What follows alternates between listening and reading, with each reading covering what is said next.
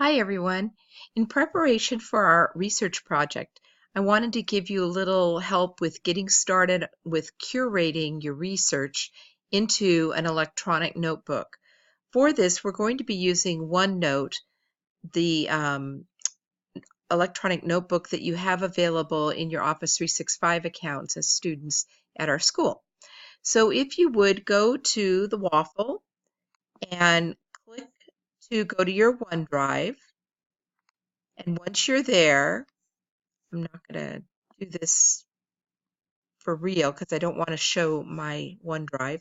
Anyway, when you get in there, click Add New and then pick OneNote Notebook and then name it, as you see I've done up here, Holocaust Research Project. Next, we're going to open our project outside of the online web version and actually open the desktop version, which is free. So even if you're working on this at home, you can freely go download the full-on OneNote on your computers at home for free. We're going to click Edit in OneNote, and if you get this message, say yes, you meant to switch apps. And it's going to open the desktop version of the software. Yeah, I'm going to switch gears real quick here. Yes, here I am. Okay, so in your notebook, we're going to all set them up the same. Up here at the top, you see your sections, and we can right-click on the tab and rename the section. I'm going to call this one Research, and then I'm going to add another section, and we're going to call that Storyboard.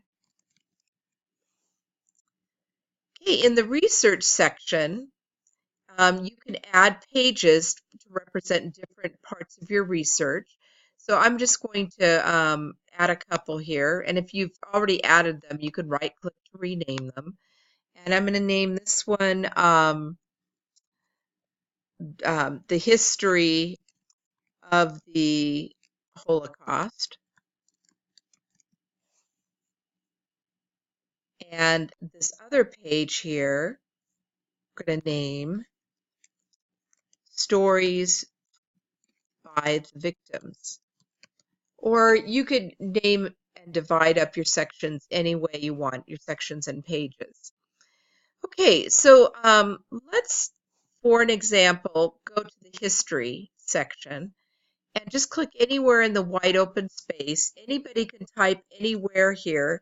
You could also go to the Draw tab, and later you can comment on someone's comments or research because you are working in groups.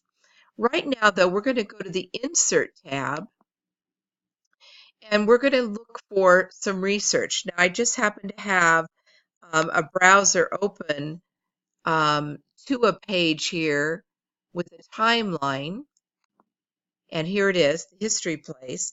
And I want to include this. It's something I found that I want to include in the research in the notebook on the history.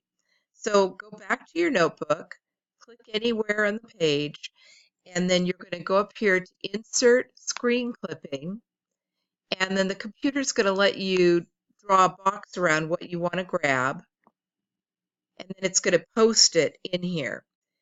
Now, if you happen to be using Internet Explorer, which I'm not, it would also give us the actual web address. But since I don't have that, I'm going to go back out to the website and copy that so I don't lose it, because part of curating is making sure that you keep the web addresses. So kind of wishing right now that I was using Internet Explorer, because that browser actually will keep or grab all the information that you need. So anyway, I now have the date and time I took the clipping, and then also the history place web address. So I have that. So what you're going to do is you're going to continue to use this insert screen clipping tool after going out and looking for specific items that you want to include in your project. And you can add as many pages in this research section as you need to. So if you wanted to go find stories of victims, I have actually got a video, a group of videos I've found. I can then bring that up, go back into my OneNote notebook. I'm in the stories of the victims. Click somewhere in the open space and go to Insert Screen Clipping.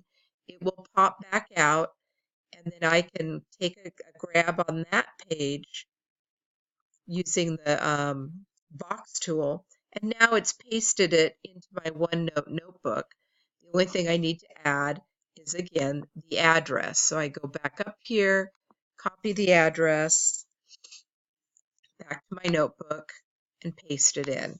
Just make sure you always get that address, because later you're going to have to make a citation list or bibliography for your project. Okay, you probably noticed that I also made a section called the storyboard section. For this section, you're going to be making a video in the end, but until then, you're going to want to arrange in boxes the different pieces of your storyboard for your video, which is how they would do it for actually making a real movie. So we're going to go up and get the drawing tools here, and we're going to get the rectangle tool, and we're going to draw a rectangle. Once you've drawn one of them, you can use Control-C to copy and Control-V to paste, and you can paste multiples of these. Once you have that done, you can go back later and actually type in these boxes, and in addition to that, others in your group can come over here and say, you know, like, great idea. I wish I was using my stylus right now too.